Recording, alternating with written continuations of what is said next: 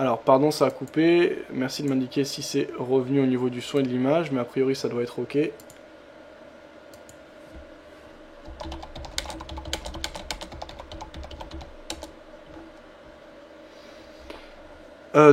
Je disais, si je vais prendre Ok. maintenant...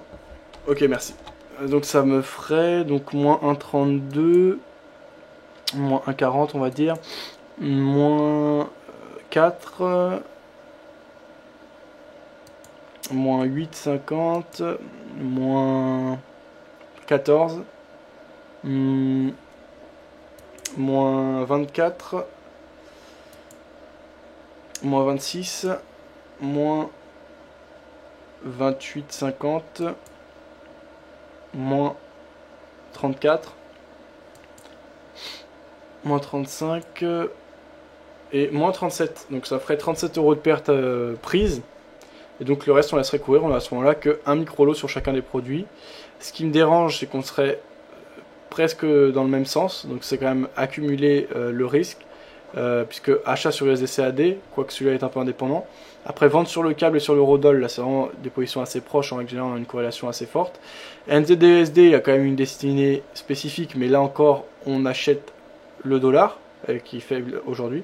Vente de l'euro face au yen, là encore c'est indépendant. Ce serait un panier qui serait pas si mixte que ça, avec un risque relativement concentré, donc ça c'est pas un bon point. Peut-être fermer une position supplémentaire, donc à ce moment-là on pourrait arriver à moins 40 euros. Donc la balance étant à 692, ça ramènerait la balance à 650 euros. Et à ce moment-là on aurait des positions ouvertes relativement sécurisées avec un risque pas énorme. Voilà. Donc voilà, savoir prendre ses pertes, c'est aussi ça.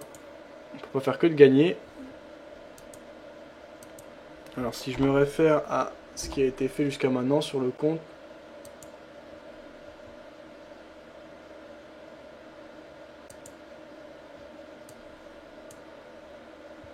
donc il y a eu vraiment des bonnes séries. Hein. Là on avait eu beaucoup de gains d'affilée.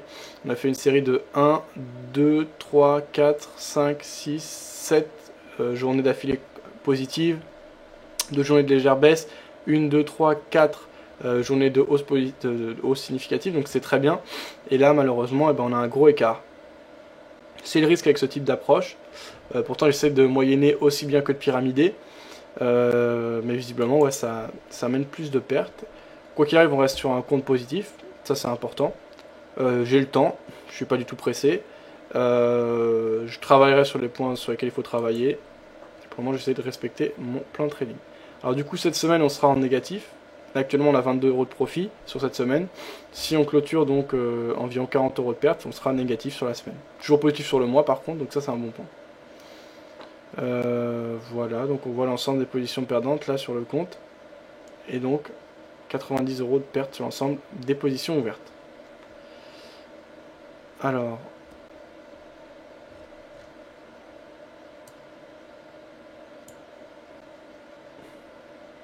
84 euros de perte là actuellement. Alors, ça on avait vu, je me suis une belle gifle. Je t'ai pris une belle gifle sur quoi, bébé? Alors, on va regarder cet article sur les Fibo.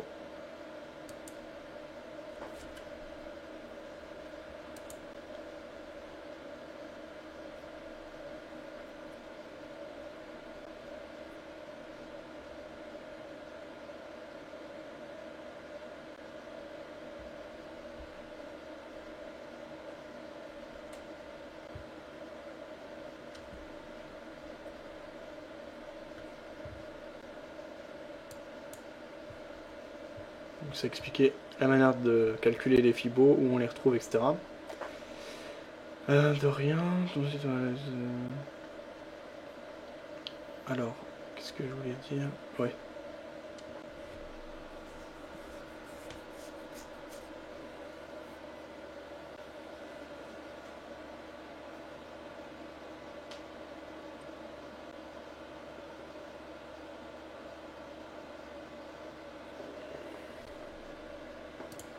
Avec une calculette Fibo qui était mise sur son site, c'est intéressant ça.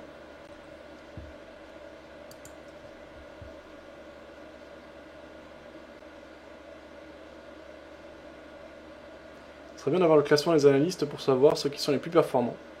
Bon, en tout cas, Nicolas Chéron, c'est vraiment intéressant. Alors après, il dit qu'il a élevé son risque. Donc ça veut dire qu'il a élevé son risque après une série de pertes. Ce qui n'est pas forcément conseillé. Ça reste quand même raisonnable, mais tout de même, hein, ça reste significatif. Hein. 6% sur tout son capital de 10 000 dollars par séance, c'est quand même important. Hein. Donc derrière, ça s'est bien passé pour le moment, pourvu que ça dure. Prime Finance, ça on avait vu. Pourquoi pas, hein, je vais leur proposer de voir s'ils veulent venir, ça coûte rien d'envoyer un email. Vous parliez d'inviter quelqu'un spécialisé sur les matières premières, je pourrais inviter par exemple les mecs de Prime Finance. Oui, qui me disaient ça serait bien d'avoir, ça on avait vu, hein, c'est vrai. Abscons, ça permet de mettre les prix comme objectif, support résistance. Tu en as mis sur l'euro actuellement ou pas? Je traite pas le papier, des Golster. Alors, fil NFP qui me donnait un lien. Alors, on va voir ça. D'accord, ça c'était le lien de Nicolas Chéron, ok. Chéron ne fait pas du TTZ mais plutôt du H1 Daily. Très très gordien, d'accord. C'est pour ça qu'il gagne bien. Le backtest, c'est vrai, il est bon. C'est pas un backtest, c'est un suivi, je crois, un fil, hein, ce qu'il publie. Hein, c'est un journal de trading. Et les millions de Zurich, ils sont partis, ok. Mais pour aller où demande Goldster. Je ne sais pas, Goldster. Toi, tu penses que c'est dans l'or, je suppose, dans l'or physique. Moi, je pense que c'est simplement dans un autre foyer fiscal. Donc voilà. Lui qui dit, bon, j'ai pas pu attendre les 1189. Donc t'as clôturé là, Luigi, t'étais acheteur sur l'or, c'est ça? Je suis vraiment une frileuse sur ce produit. T'étais rentré sur quel critère, toi, Luigi, sur l'or? Traitement de truc de Ned Naylor sur l'or.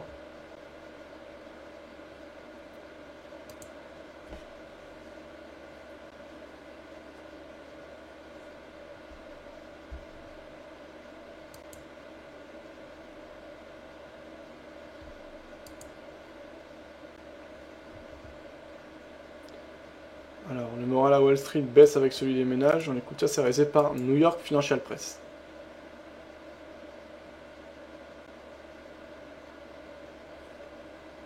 La bourse de New York ouvre en ordre dispersé ce vendredi. Le Dow Jones a signé hier sa 7e séance de hausse consécutive, ce qui n'était pas arrivé depuis plus d'un an. Ce vendredi, il tente de maintenir le cap haussier puisqu'il gagne tout juste 0,05%. Le Nasdaq de son côté recule de 0,1% et le S&P 500 qui a passé la barre symbolique des 1400 points hier tente également de tenir le cap positif. Il gagne tout juste 0,06%. Une demi-heure après l'ouverture des marchés. Les nouvelles sont mitigées aujourd'hui aux États-Unis. Du côté de l'inflation, les prix à la consommation ont augmenté en février, mais moins que prévu. Une hausse de 0,4% contre 0,5% attendu par les analystes. Et un autre indicateur d'importance est venu décevoir à Wall Street il y a quelques minutes. C'est la confiance des consommateurs pour mars. Elle est en petite baisse. L'indice de l'université.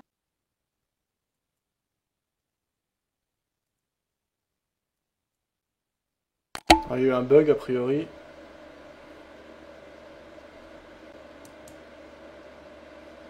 Je vais essayer de reprendre. Voilà, on était là. Est-ce que ça charge? À côté des valeurs, les yeux sont tournés vers Apple qui lance aujourd'hui son nouvel iPad aux États-Unis et en France entre autres. Ces derniers jours, le titre Apple a flirté avec les 600 $. À l'ouverture, certains investisseurs optent pour les prises de bénéfices et le titre recule de 0,8% dans les premiers échanges à la bourse de New York. Voilà donc le point réalisé par New York Financial Press. Alors, ok.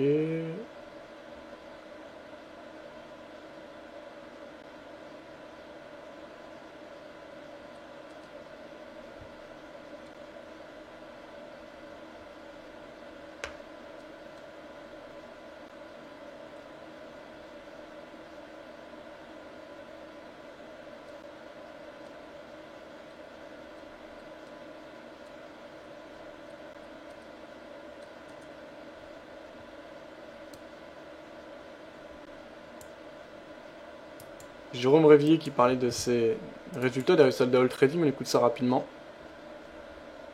Alors que les acheteurs reviennent sur Rodol, on est sur la phase d'hésitation, on part en range désormais à court terme. Alors on va écouter ça et je tracer les nouveaux repères.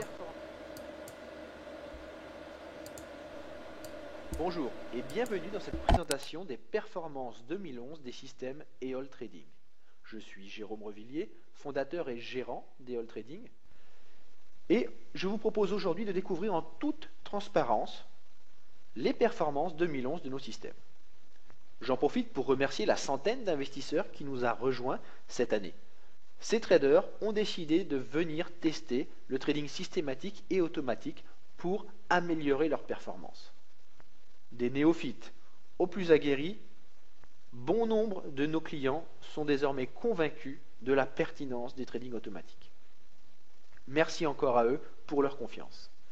Alors sans plus attendre, je vous propose de découvrir les performances de nos 4 systèmes de trading, Bora tempéré, Bora classique, Bora dynamique et Swing Weekly, notre stratégie moyen terme. Pour ceux qui ne connaîtraient pas notre offre, je vous rappelle que ces 4 systèmes sont combinés pour vous proposer 3 packs selon vos profils d'investisseurs. Ainsi, vous avez un profil tempéré, un profil actif et un profil dynamique réservé aux traders les plus aguerris et les plus résistants au risque. J'y reviendrai tout à l'heure, mais sans plus attendre, passons aux chiffres.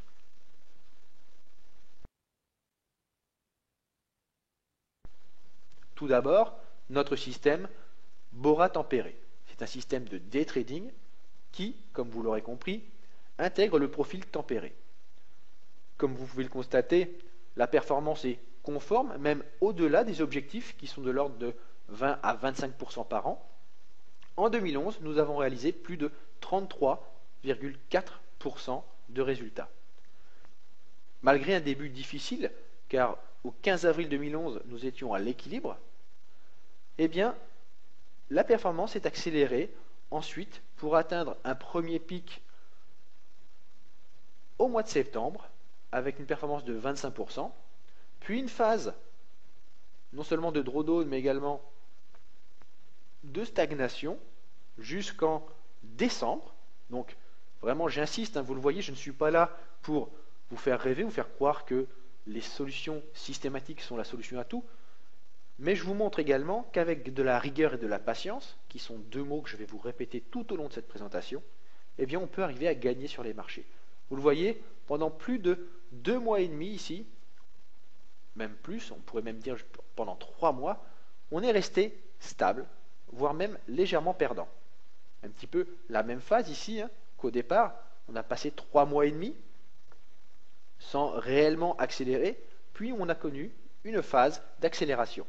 Ensuite, nous sommes repartis dans une phase d'hésitation pendant 3 à 4 mois, avant d'accélérer dans les 15 derniers jours de décembre avec des positions qui ont généré de très forts gains. Résultat, plus 33,42% à la fin de l'année, une performance, vous me l'accorderez, très satisfaisante. La force de ce Bora tempéré, vous le verrez tout à l'heure, c'est la régularité de son faible drawdown. 7,55% pour Bora tempéré cette année, un rendement mensuel moyen d'1,98%.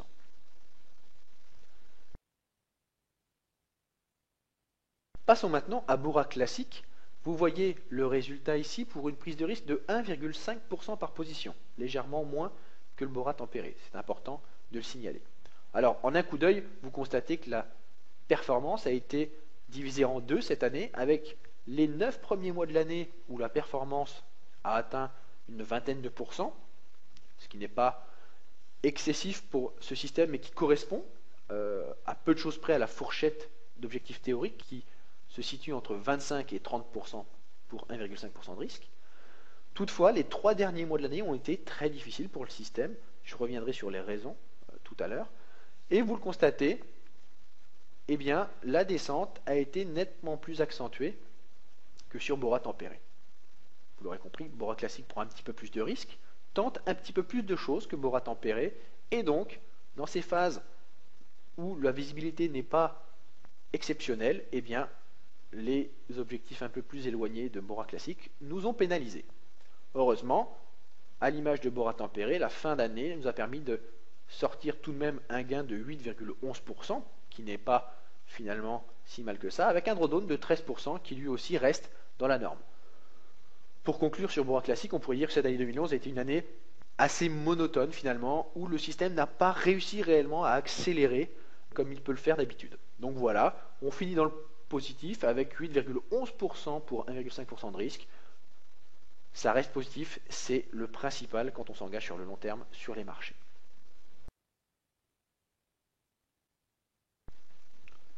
Enfin, le troisième système, la troisième version de Bora, la Bora dynamique, eh bien là, illustre parfaitement les conditions de marché de 2011.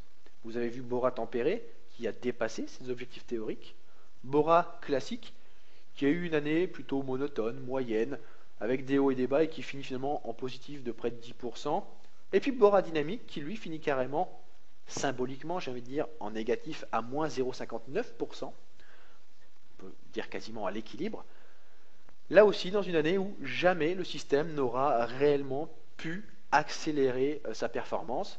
Alors, Bora dynamique, pour information, en plus de l'euro-dollar, traité comme les deux autres versions, on vient traiter la livre sterling. La livre sterling a pesé à près de 70% dans les pertes de ce système. Bora dynamique est dédié aux traders qui sont aguerris et qui sont résistants au risque. Et ceux qui l'utilisent savent que ce genre d'année peut arriver. Surtout, ce que l'on va retenir de Bora dynamique, c'est qu'il illustre parfaitement les conditions de marché 2011. Je m'explique. Bora tempéré a dépassé ses objectifs. Bora classique a fait une année mitigée, où on finit en positif, mais plutôt en dessous des objectifs. Et Bora dynamique finit carrément comme un symbole en léger négatif à moins 0,59. Eh bien, on constate tout simplement sur cette année 2011 que les systèmes qui ont pris rapidement leur gain, comme Bora tempéré, qui ont rapidement protégé les positions, s'en sont mieux sortis. Bora dynamique, lui, qui reste plus longtemps exposé, qui prend des objectifs plus lointains, a plus souffert des changements fréquents de tendance et des hésitations des marchés, ce qui nous a conduit à une année plutôt atone. Nous finissons donc l'année à moins 0,59%, ce qui finalement va nous permettre de mieux justifier les changements que je vais vous proposer à la fin de cette vidéo. En effet, EOL Trading, vous allez le voir, va vous proposer beaucoup de nouveautés, dont la principale est une nouvelle version de Bora dynamique. Alors on n'a pas pris la décision de changer Bora dynamique uniquement parce que cette année a été moins bonne. Ce serait de l'optimisation de court terme et ce n'est pas du tout la philosophie d'EOL Trading. Non, nous avons en développement depuis maintenant près de 2 ans un nouveau système Bora dédié au profil dynamique dans un premier temps que nous avions prévu de sortir dès 2012 et donc qui vient répondre justement aux différents aspects qui nous ont amené une année négative sur ce système. Je vous en dis plus dans quelques minutes sur notre nouveau système de trading automatisé.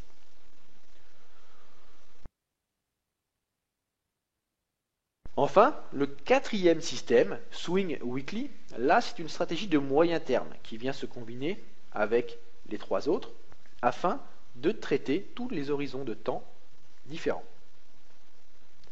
Alors là aussi, 3 versions, ce Swing Weekly, selon le profil que vous choisissez, et vous constatez là, en revanche, que la hiérarchie est respectée. La version dynamique affiche plus 19,40% sur l'année. Le profil actif de Swing Weekly affiche 15,88% et la version tempérée du système affiche 11,84%. Rapidement, pour ceux qui ne connaissent pas, les différences entre ces versions sont uniquement les paires traitées. Sur Swing Weekly dynamique, on traite le dollar australien, la livre sterling, le franc suisse et l'euro face au dollar. Sur la version active, nous ne traitons pas le dollar australien, mais restons plus exposés au risque avec une prise de risque par position de 3%. Sur la version tempérée, là non plus nous ne traitons pas le dollar australien, mais gardons un risque de 2%. Ce système prend beaucoup moins de positions que les autres, vous le voyez, environ 80 positions sur l'année. Surtout, vous constatez la différence de drawdown.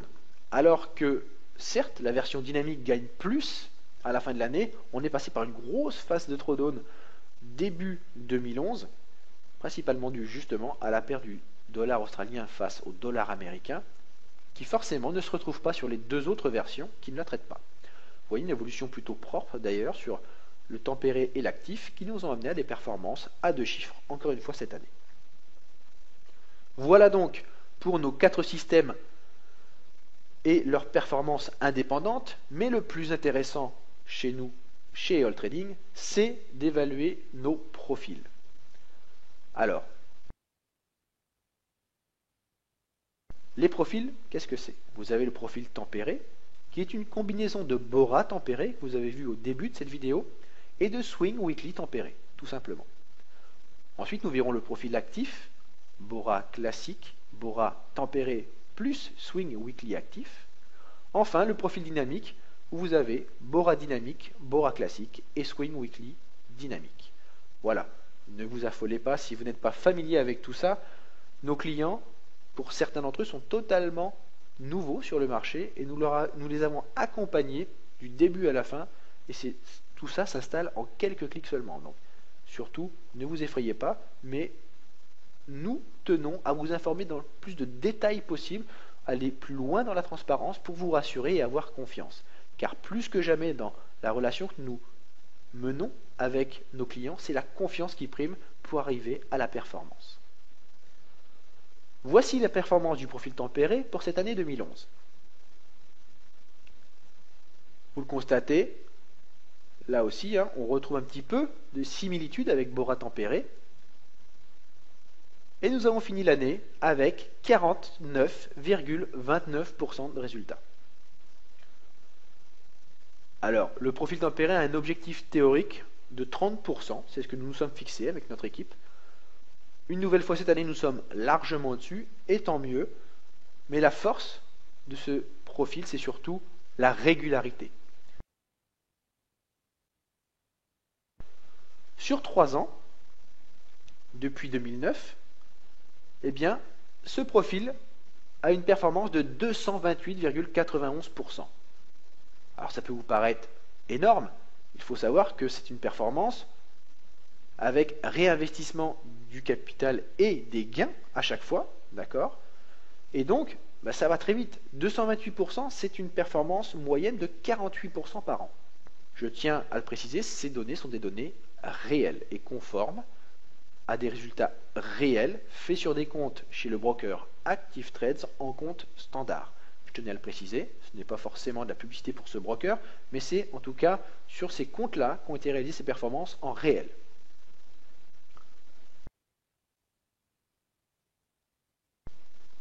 Les statistiques, je ne vais pas là vous noyer sous les chiffres, mais regardez rapidement la régularité de ce profil tempéré qui fait sa force.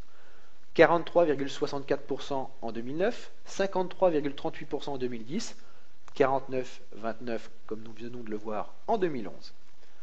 Le drawdown, eh bien écoutez, le drawdown maximum sur ces 3 ans a été de 15,79%, et encore, ça a été l'année où nous avons fait le plus de performances, donc réellement une maîtrise totale du drawdown. Vous voyez, on est plus souvent d'ailleurs autour des 10% en 2009 et 2011.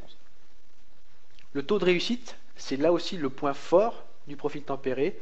Nous avons eu raison plus de 3 fois sur 4 tout au long de ces années avec 67,64% de taux de réussite. Rapidement, les performances mensuelles, alors ne vous attachez pas forcément aux chiffres, mais c'est surtout la fréquence des mois négatifs qui est à regarder avec très peu de périodes négatives et des périodes négatives très maîtrisées. C'est le profil que je recommande le plus à ceux qui veulent découvrir le Forex et le trading automatique de façon un peu plus sereine.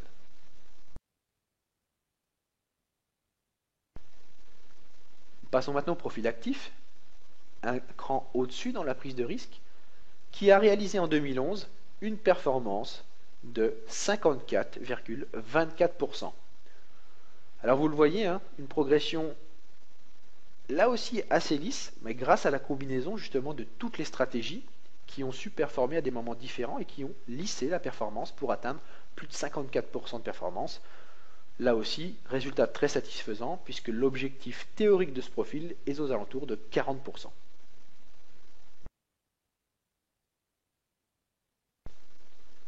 Vous l'avez compris, performance désormais sur 3 ans.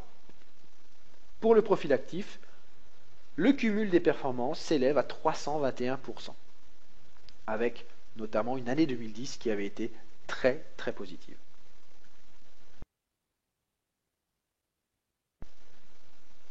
Alors les statistiques dans le détail, vous le voyez, un peu plus de moins négatifs dans les performances mensuelles, avec des performances négatives un peu plus accentuées, forcément, on prend un peu plus de risques, donc les périodes de drawdown et les périodes négatives sont un peu plus marquées, mais une régularité là aussi tout à fait satisfaisante, avec 56% en 2009, 74,58% en 2010, et comme nous l'avons vu, 54,24% en 2011.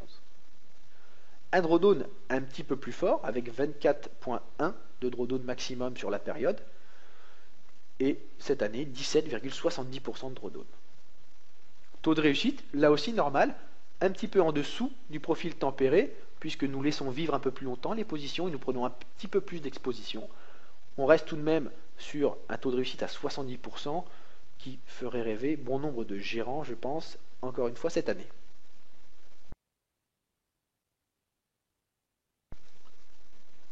Et enfin, notre troisième profil, le profil des baroudeurs, le profil des traders qui n'ont pas peur de prendre des risques.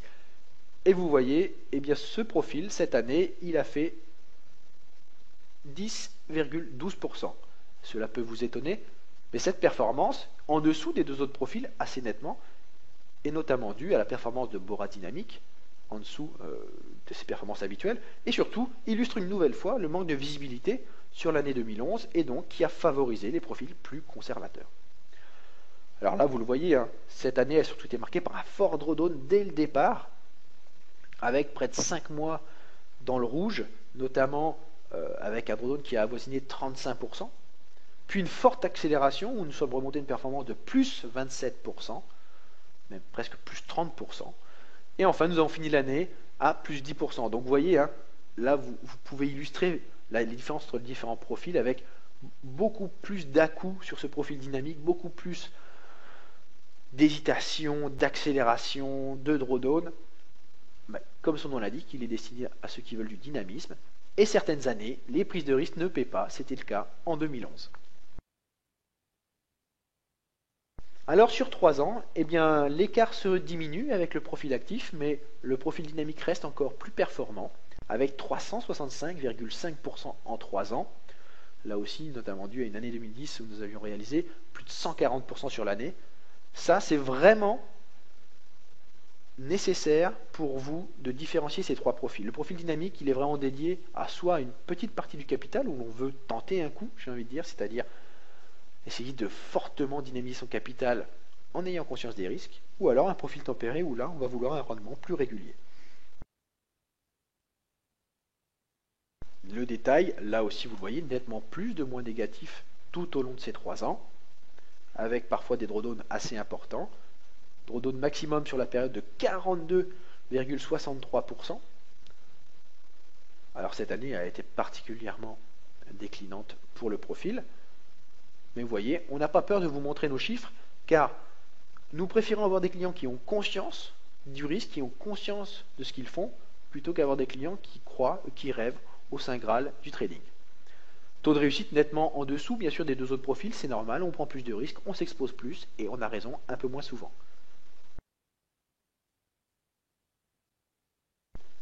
Vous avez vu les performances 2011, mais vous êtes légitimement en droit de vous demander qu'est-ce que vous réservez All Trading pour 2012. Alors en 2012, il y a beaucoup de choses, comme je vous le disais tout à l'heure. Tout d'abord, un nouveau site et All Trading, avec des nouveaux abonnements qui démarreront à partir de 49,90 € par mois. Et l'on va vous permettre non plus de choisir uniquement un pack, même si l'on vous le recommande fortement, mais pour ceux qui ont un capital un peu plus réduit, on a voulu leur permettre quand même de faire les choses sérieusement. Alors, avec un abonnement à 49,90 € par mois, il est beaucoup plus facile d'amortir le coût de cet abonnement, et donc les capitaux les plus modestes pourront accéder à la puissance de nos systèmes, en choisissant un système à l'unité. Ça va vraiment permettre à tous de pouvoir profiter de nos systèmes. Ce nouveau site va également vous permettre d'avoir une interface beaucoup plus agréable, mais surtout pour nos abonnés d'avoir un espace client réservé, où vous pourrez ouvrir des tickets de support, où vous pourrez aller consulter vos factures, ou nous envoyer des petits commentaires, et nous pourrons répondre de façon encore plus rapide et plus personnelle à chacun de nos abonnés. Enfin, courant avril 2012, un tout nouveau blog lié au site sera ouvert, le blog EOL Trading, où vous pourrez suivre les analyses, mes propres analyses, mais également celles d'Henri Balzer, mon collaborateur chez EOL Trading, mais aussi sans doute beaucoup d'interventions d'invités qui vous éclaireront un petit peu sur les marchés. Nous commenterons et nous vous conseillerons sur le Forex, mais également sur l'utilisation des systèmes et l'arrivée de nouvelles plateformes comme MetaTrader 5 par exemple. Vous pourrez suivre tout ça sur notre blog qui sera, nous l'espérons en tout cas, un lieu d'information important pour tous les traders Forex qui nous suivront. Mais surtout, en 2012, l'innovation, c'est notre nouveau système Bora Ultimate. Vous l'avez vu, Bora a été décliné déjà en 3 versions. Et là, nous sortons la version ultime de Bora, l'évolution que nous développons depuis près de 2 ans maintenant. Donc ce n'est pas un système que l'on sort comme ça juste pour faire du marketing ou vous faire plaisir. Ça fait 2 ans qu'on travaille dessus, qu'on le teste, qu'on le backteste, qu'on le fait tourner en réel, qu'on l'améliore. Et aujourd'hui, enfin il est prêt. Que vous apporte ce nouveau Bora? Tout simplement, c'est un Bora multisession. Au lieu de ne traiter que la session européenne, comme le fait le Bora actuel, là, Bora Ultimate va traiter tout au long de la journée, toutes les sessions, pour se positionner et profiter de toutes les opportunités qui se présentent à n'importe quelle heure sur le marché. L'idée, bien sûr, c'est de capitaliser, non pas comme le font des systèmes un peu malhonnêtes, non pas moyennés à la baisse, mais au contraire, Bora Ultimate va capitaliser des gains. C'est-à-dire va augmenter sa performance tout en contrôlant toujours rigoureusement l'exposition. Lancé le 12 décembre 2011, Bora Ultimate a réalisé 26,38% de performance en 3 mois. Et voici sur un mini-compte réel de 1000 € depuis le 1er mars 2012, soit 15 jours.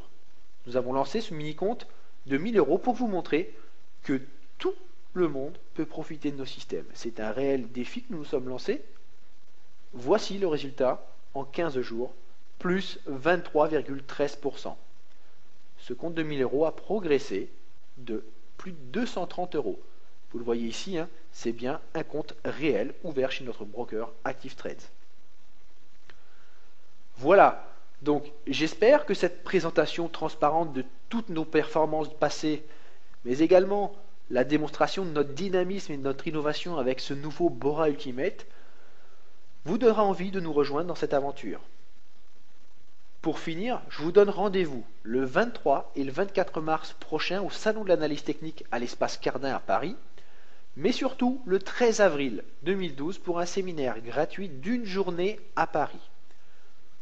Je traiterai les marchés en live, je présenterai plus en détail toutes nos nouvelles offres et nos nouveaux systèmes. Je vous invite à vous inscrire, les places sont bien sûr limitées, soit auprès d'Active Trades, soit en nous écrivant à info@eol-trading.com. Une offre exceptionnelle sera réservée à ces 2 événements. Profitez de 3 mois gratuits à l'un de nos systèmes. Rendez-vous le 23 et le 24 mars sur le stand Active Trades ou lors des 2 conférences que j'animerai le vendredi et le samedi après-midi. Et je vous donne également rendez-vous le 13 avril pour cette même offre qui sera ponctuelle et ne sera sans doute pas refaite tout de suite. Vous pourrez vous abonner et tester gratuitement l'un de nos systèmes pendant un trimestre entier. Je vous remercie.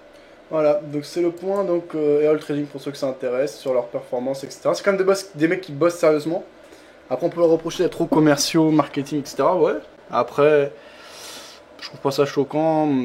Ils ont un bon... Voilà, ils bossent dur sur leur robot, etc. Derrière ils le vendent, pourquoi pas. Sur le Rodol et sur l'ensemble des paires, donc le dollar s'est un peu repris. Ce qui nous a permis de baisser en termes de pertes. Donc de baisser la différence entre la balance et l'équité. On est actuellement à 618 € d'équité. Une balance toujours à 692. Il est 16h50, donc on va encore rester ensemble une demi-heure, on va voir ce que ça donne. Honnêtement, de toute façon, il ne reste plus beaucoup de marge de manœuvre. Donc c'est pas super intéressant en termes de trading. Je peux essayer de voir où sont les résistances, etc. Mais moi, de toute façon, j'ai plus de marge d'intervention. Donc je me laisse filer. Je suis clairement à la vente sur Eurodol et donc acheteur sur le dollar par rapport à l'ensemble des périodes de vie traitées. Sur Eurodoll, on avait une zone de résistance, on l'avait tracée, donc au niveau des 38.2 et des précédents plus hauts qui avaient été marqués le 12 mars dernier. Donc pour l'instant on a buté en dessous, les vendeurs tentent de reprendre en main ce marché. Il est 16h50, donc on arrive à la fin de la session européenne. C'est en général à 16h qu'on a des phases de correction de consolidation après une grosse journée de hausse. C'est pas toujours le cas, mais ça peut arriver, ça arrive régulièrement en tout cas. On a cassé à la baisse le support horizontal du range court terme dans lequel on évoluait depuis la zone d'accumulation et donc depuis 16h23 heure française. Là les vendeurs tentent de reprendre en main le marché, on est passé sous les moyennes mobiles exponentielles et ces dernières ont tendance à se retourner en M1. La dynamique de fond n'est pas remise en question, loin de là. On est toujours clairement haussier sur la journée. On va voir ce que va nous donner cette fin de journée, qui pour le moment était très mauvaise. Donc voilà, ça c'est du côté de l'Eurodoll. En journalier, j'avoue que c'est l'incertitude. Dynamique de fond baissière, mais on est repassé, on a réintégré le canal haussier dans lequel on évoluait précédemment. C'est pas un canal majeur, mais tout de même. Voilà, ça c'est à peu près tout. Euro-yen, donc prise de position à la vente, ça se passe plutôt pas mal. On a 3 micro-lots. On est largement positif sur la dernière ordre qu'on a pris. On a en effet buté sur la résistance horizontale des 109,93. On est actuellement à 109,72. Donc on est à environ un peu plus de 20 pips de profit là sur la 20 pips de profit pardon, sur la dernière position ouverte. On va voir si on corrige, sachant qu'on a 3 positions ouvertes. Donc ça c'est ok. En journalier sur Euro-Yen, la dynamique est haussière, on a cassé la hausse, la résistance oblique baissière long terme en journalier qui conduisait le mouvement de baisse depuis les plus hauts du 24 juillet dernier. On pourrait casser ces précédents plus hauts éventuellement. Si on les casse, on pourrait entrer dans une phase de retracement plus poussée. À ce moment-là, ce serait mauvais pour notre position. Maintenant, ça reste du long terme. À court terme, on est juste en dessous de précédents plus hauts importants qu'on a vu en H1 à l'instant. Donc si je zoome, voilà, on les a ici. Pour le moment, on ne tend pas à vouloir les casser. Un vendredi soir, à part qu'on ait une rumeur ou des vraies raisons, je pense pas qu'on ira les casser. Donc plutôt de la consolidation, voire de la correction. On verra ce qu'il en est. USD CAD, M15, toujours très peu de mouvement, donc ça en insister quand il n'y a rien à faire. H1, on voit le triangle et on voit que ça hésite depuis un bon moment, c'est pour ça qu'on est toujours en position. En journalier, on est sur une dynamique d'hésitation là encore, avec un biais plutôt baissier ces derniers jours. Le câble, on amorce un rebond, il reste encore énormément de marge, ne serait-ce que si on veut retracer 23.6. Donc on va voir ce que ça donne en cette fin de journée.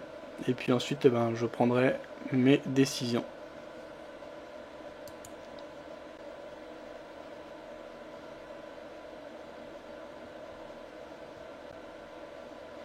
Alors, Active Trades, il pin. De quoi? Vous voulez dire quoi? Tu penses que. Je sais pas, que j'ai pas eu le temps de lire. Ah oui, non, il pin sur l'or. Ça veut dire quoi ça, Matt?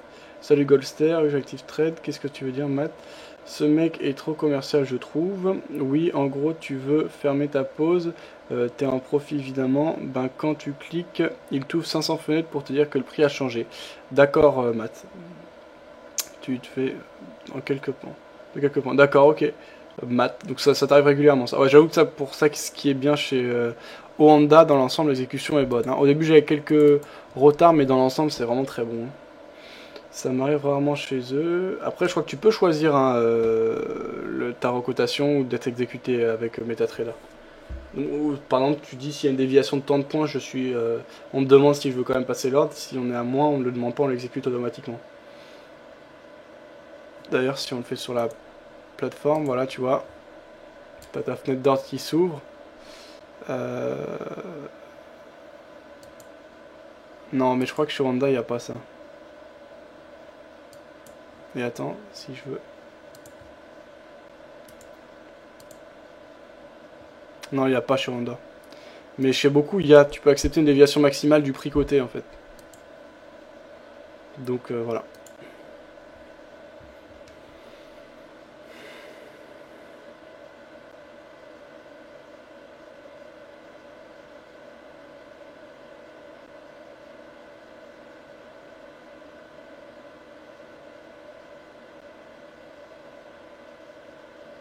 Non mais c'est malade, je suis du même avis que toi Luigi. Tu te fais pas trop chier? Non, ça va. Bah du coup, moi tu vois, j'ai fait déjà des mauvais choix en début de journée. Là maintenant, j'avoue que de toute façon les positions elles sont faites, donc j'ai plus grand chose à toucher. Je regarde l'évolution. Non, je m'ennuie pas plus que ça. Je vais chercher de l'information à droite à gauche, quoi, comme d'hab. Mais c'était une belle journée ainsi aujourd'hui. Hein. Moi, ça a été mauvais pour moi, mais je sais pas toi ce que ça a donné, mais dans l'ensemble, il y avait quand même des mouvements fluides. Cet après-midi, ça a été bien tradé. Je pense que la plupart des traders qui suivent la tendance simplement ont fait de l'argent aujourd'hui. Hein.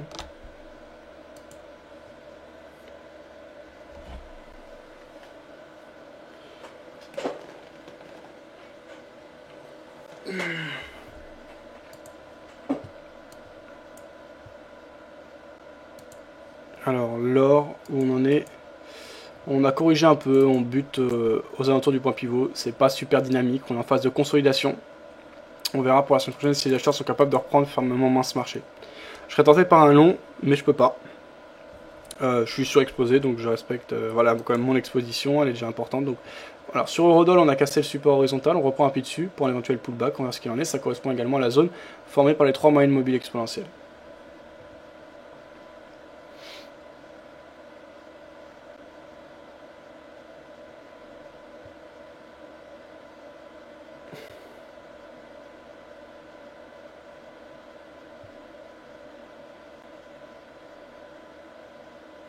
Alors, Hermès qui nous dit si ça va, oui ça va, bah, après j'ai une perte importante en cours. Moi j'y vais. Ok X-Red, t'as tout clôturé là? Non, j'ai toujours mon long kiwi, mais j'ai mis mon stop au break-even. D'accord, ok. Et je crois que chez... Oui. Non, vas-y, fini.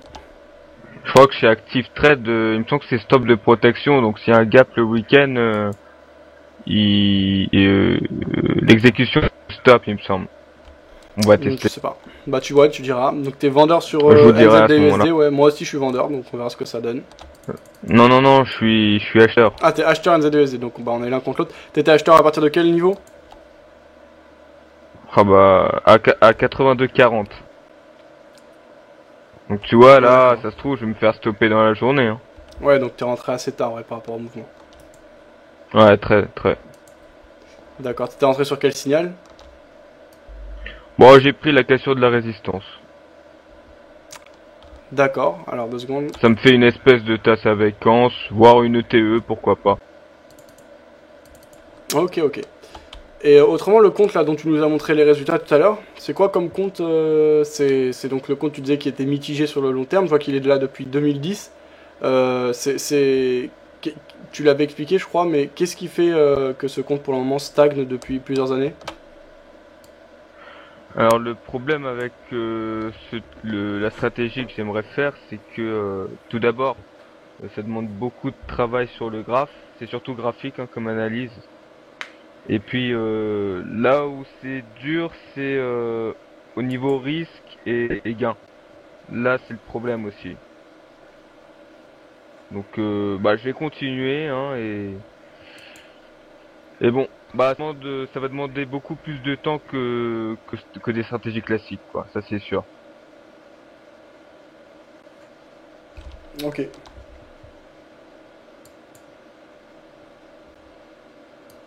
Avant de partir, je vais passer une petite citation, comme chaque vendredi.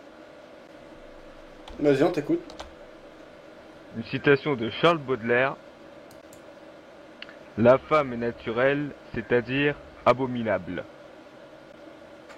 Merci Xred. Voilà, donc mijotez bien et bon week-end. Ok, bon week-end à toi, à lundi alors.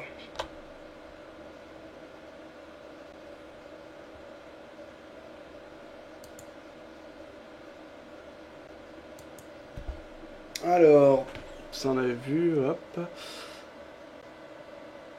Du calme, les mecs, étaient de l'autre côté, ça on avait vu.